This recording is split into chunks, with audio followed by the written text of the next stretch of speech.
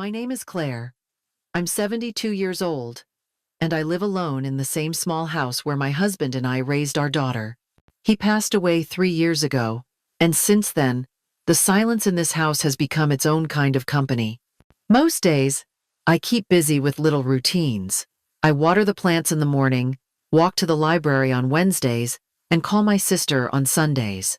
Life has settled into this rhythm of solitude, not quite sad, but not quite full either. What I miss most isn't noise or even companionship, it's feeling needed, like someone was looking out for me, or waiting to hear from me.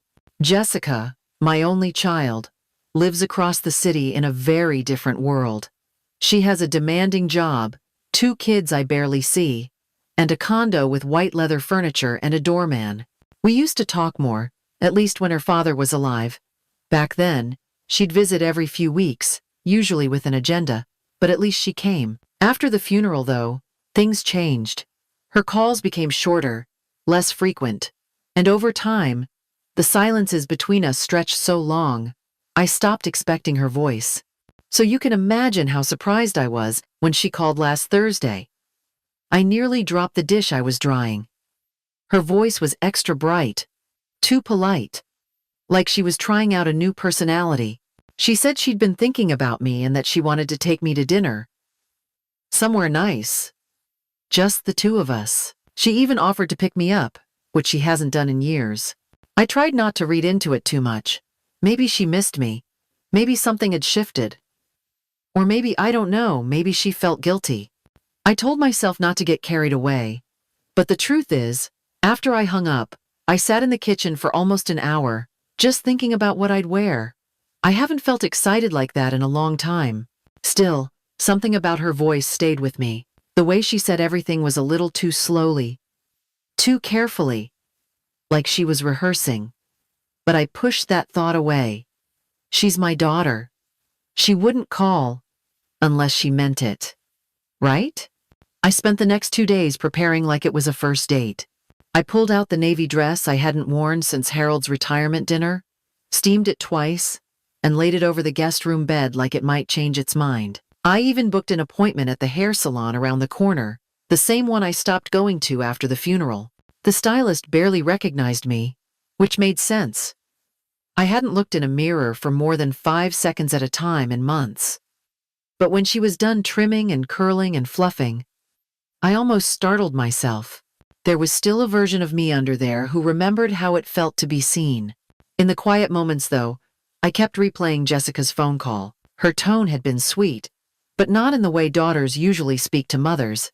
It was syrupy, polished, like someone playing nice with a neighbor they secretly didn't like. When I asked who else would be joining us for dinner, she hesitated for a beat too long, before saying it was just going to be the two of us. Then she added, almost too quickly, maybe her husband Mark would swing by later, depending on his schedule. The words were fine on the surface, but the way she said them felt filtered. She didn't ask me how I'd been, didn't mention the kids, didn't even reference the holiday I'd spent alone last month. Instead, she kept describing the restaurant, how pretty it was, how much I'd loved the chandeliers. It was like she was selling me something instead of inviting me. But I wanted to believe her. That was the hardest part. I knew better, but I wanted to believe she missed me. That maybe she realized how far apart we'd grown and wanted to bridge the gap. So I ignored the stiffness in her voice and the way she kept saying my name too often, like she was reading it off a list. The day before the dinner, I vacuumed the house, even though no one would see it. I ironed a cloth napkin to carry in my purse, just in case the restaurant's napkins were scratchy. I even called my neighbor Greg, who used to work with Harold, just to hear a friendly voice. When I told him Jessica had invited me to dinner, he paused, then said it was about time. That stuck with me. It's funny how loneliness tricks your heart. You'll accept crumbs and call it a feast if you're hungry enough. The truth is, I miss Jessica every day, but I got used to pretending I didn't. I stopped calling because I didn't want to feel like a burden. I told people she was busy, successful, raising a family, things that all sounded noble but felt like excuses. So this dinner meant something, at least to me. It meant maybe we could sit down like two adults and talk. Maybe she'd apologize. Or at least look me in the eye and ask how I was, really. Maybe she remembered I was still her mother. But still, I couldn't shake the feeling that something was off. The timing, the tone, the way she didn't ask me to bring anything, not even my famous lemon pies she used to beg for. I tried to chalk it up to nerves. We hadn't shared a real moment in over a year. Maybe we were just rusty. That night, I set out my shoes, my purse, and the pearls Harold gave me on our 30th anniversary. I placed them all carefully on my dresser and told myself, this dinner was going to change everything. And deep down, I hoped I was right. The car ride was quiet. Jessica picked me up in a sleek black sedan I hadn't seen before, and her smile never quite reached her eyes. She asked how I'd been, but before I could answer, she turned up the music and said the restaurant had valet, so I wouldn't have to worry about stairs. When we pulled up, I felt underdressed. The place looked like something out of a bridal magazine. Tall glass windows, polished marble floors, and those crystal chandeliers she'd mentioned, dripping with soft gold light. It wasn't the kind of place you took your mother to reconnect. It was the kind of place where things were staged. Inside, a hostess greeted Jessica by name. We were led to a table near the back, already set with folded linen napkins and 2 extra chairs. Jessica acted surprised, said maybe the reservation had been changed. But she didn't ask to correct it. She just sat down and smiled too widely. I felt eyes on me almost immediately. A man at the next table gave me a quick nod, then turned away fast when I looked back. A woman in a navy pantsuit glanced over twice, pretending to study the wine list. Jessica didn't seem to notice.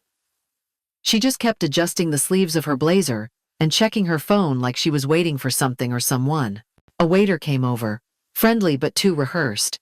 He asked if I wanted water with or without ice, then casually complimented my earrings. I said thank you, and he gave me a tight smile, like he was trying to memorize my response.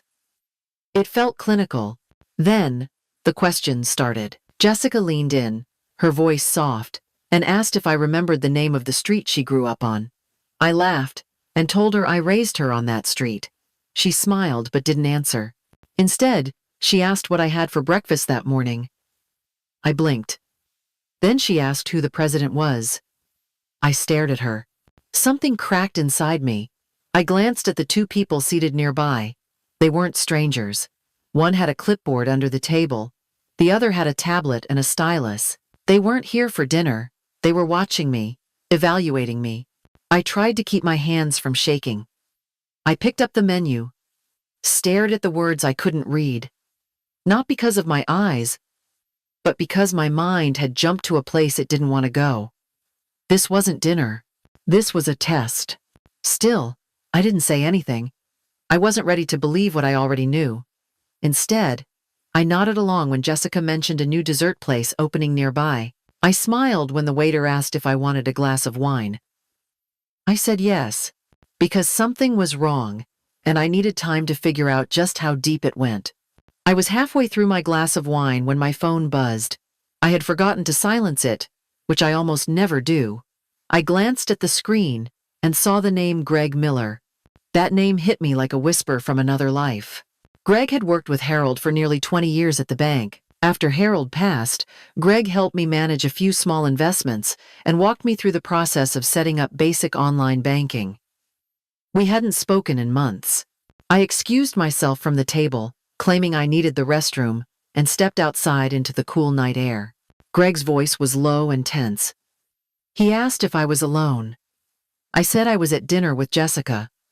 There was a long pause. Then he told me something that made the ground shift under my feet. Jessica had shown up at the branch that morning, accompanied by a man in a suit and a folder full of paperwork. She said she had emergency guardianship over me and needed access to my accounts. Greg stalled her, asked for more documentation, then called me the moment he had a break. I couldn't breathe. My mouth went dry. I asked if she had tried this before. He said no, but she seemed prepared, like she had done her research. Greg had a bad feeling and thought I should know. I looked back through the glass doors at Jessica, who was scrolling through her phone without a care in the world. She wasn't visiting her mother out of kindness. She was building a case.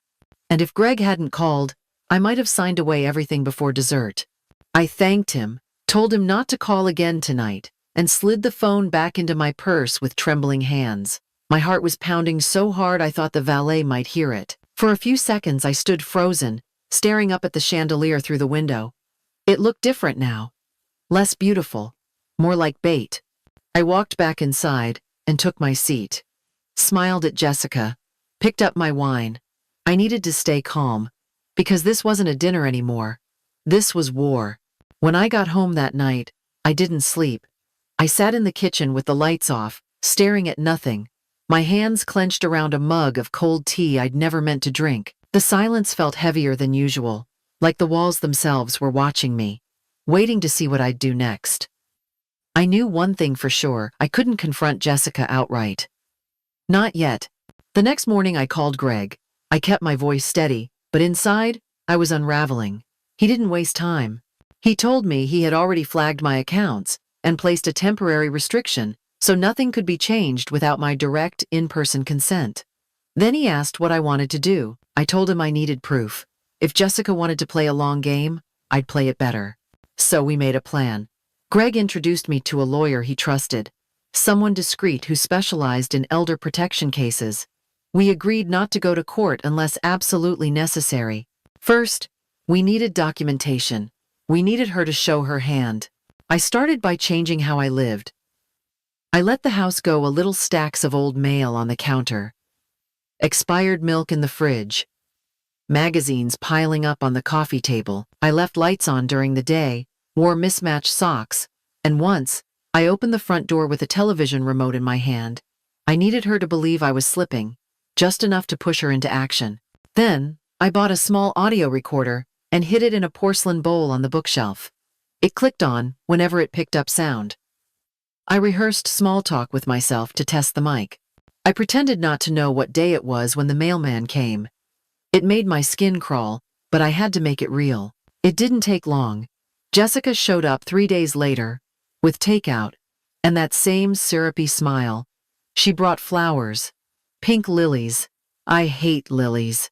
She walked through my front door like she owned it, commenting on how warm the house was and how I must have forgotten the thermostat. I laughed, soft and shaky, and asked her to fix it for me. She said she'd brought something for us to look at together. Then she pulled out a folder. Her tone shifted, almost imperceptibly, but I felt it like a slap. She said she'd spoken with someone about helping me manage things: bills, groceries, maybe even consolidating my accounts. Nothing serious, just helpful paperwork. I told her it sounded lovely. She placed the folder on the table and asked if I wanted her to walk me through it. I asked her to make tea instead. While she was in the kitchen, I opened the folder. It wasn't just helpful paperwork. It was a full power of attorney form, already filled out, with space for my signature and a notary line. I put it back exactly how I found it and closed the folder. She came back with 2 mugs and asked again if I had any questions. I said no, just a little headache. She offered to come by tomorrow to help me go through it. I nodded and told her she was a good daughter. After she left, I turned off the recorder and sat down in the dark again. I listened to the playback 3 times. Her tone, her words, the way she danced around the word legal. It was all there. The next day, she returned. This time, she brought a man with her. He introduced himself as a family advisor. I played along, acted, confused. I asked if he was a doctor. Jessica laughed and said no. He was here to help us make smart decisions. I asked if I could sign tomorrow. I wanted to look over things, sleep on it. She hesitated, then smiled and said, "Of course." I waited until they left, then I called Greg. We made a second copy of the audio file and forwarded it to the lawyer. He told me I was doing exactly the right thing, that we were close. What hurt most wasn't the betrayal. It was how easily Jessica slipped into this version of herself. How naturally she played caretaker when what she really wanted was control.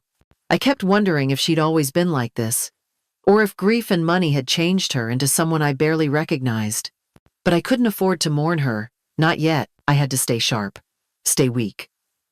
On the outside, I had to make her believe I was already fading, while inside, I was sharper than I'd ever been. Because the only way to win this was to let her think I'd already lost. I walked into the office building with a steady step, and my head held high. My lawyer, Sheila, walked beside me, her briefcase in one hand, and a calm fire in her eyes. The receptionist asked for my name, and I gave it loud enough for the people behind the glass walls to hear. Jessica was already inside. She looked up when I walked in, and for a moment, she smiled like this was just another pleasant family meeting. Then she saw Sheila. Her smile faltered. She stood quickly, smoothing the front of her dress, and asked if everything was okay. I told her we'd talk inside. The room was small and far too bright. Jessica's lawyer, a man in his early 30s with expensive shoes and a slick grin, opened his folder like he was preparing for a routine signature. I sat down and placed my own folder on the table. Sheila nodded at me, then looked directly at the man across from her and said, "We'd like to begin by reviewing the timeline." I let them speak for a moment. Let the lawyer summarize what he believed this meeting was about. He talked about health, safety, and long-term planning. He used phrases like cognitive decline and financial risk. I didn't flinch. I waited.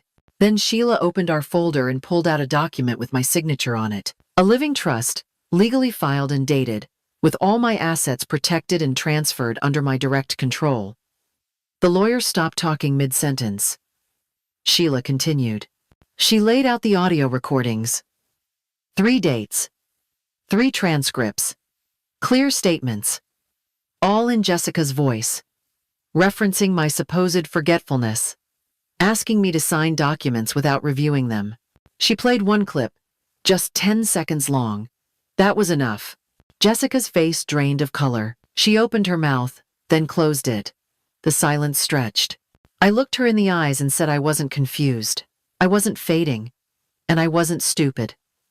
I told her I'd known what she was doing the moment she asked me to remember my breakfast like it was a trivia game. I told her that if she ever came near my accounts again, I'd press charges. Her lawyer cleared his throat and said something about miscommunication. Sheila shut him down in one sentence. There would be no further conversation. This meeting was a courtesy, not a negotiation. Jessica sat frozen. Her hands twisted the hem of her sleeve. For the first time in months, I felt tall again, solid, whole. We stood. I thanked the receptionist on the way out. Sheila handed me the final copies in a sealed envelope. Outside, the sun was warm on my skin. I took a deep breath. That day, I didn't just protect my money. I reclaimed my voice. I reminded them, all that age doesn't mean weakness. That a quiet woman isn't a blind one. That being underestimated can be the sharpest advantage of all. It's been 6 months since that meeting, and I've moved into a cozy apartment just 2 blocks from the park. The space is smaller than the house, but it's filled with light, and the walls don't echo with memories I can't change. I planted herbs on the windowsill, and every morning, I open the blinds and let the day in without hesitation. I reconnected with an old friend, Ellen, who lives just down the hall. We walk together most afternoons, not fast, but steady. She's teaching me how to use a smartphone properly, not just for calls. I learned how to order groceries online, schedule my own doctor's visits, and even set up reminders so I never forget to take my vitamins. A few weeks ago, I started a vlog. Just me, sitting in my kitchen, talking about life, about how strange it feels to be 72, and finally, in control of your own story. I tell silly stories from when I was young, answer questions from people who leave comments, and sometimes I just talk about what I see out my window. To my surprise, people are listening. Some of them are my age, some are even younger, looking for perspective, I guess. Jessica hasn't reached out, and honestly, I'm okay with that. I needed space to heal, and she needed to learn that love is not a transaction. I don't know what kind of woman she'll grow into, but I know I can't be the one to fix her. That was never my job. I've started volunteering at the library on weekends, helping others who feel a little lost with their tech or just need someone to talk to. Every time I help someone find the courage to ask for help, I feel like I'm building something back, something I lost along the way. Freedom, I've learned, doesn't always come wrapped in noise. Sometimes, it's a quiet cup of coffee at your own table. Sometimes, it's knowing that no one can speak for you unless you let them. I may be older, but I'm not done. Not by a long shot. There's still joy in waking up and choosing your own path. There's still strength in rebuilding from the quiet place where trust was broken. And there's still power in saying no, especially when you've spent years saying yes just to keep the peace. This is my life. My name is Claire, and I'm just getting started.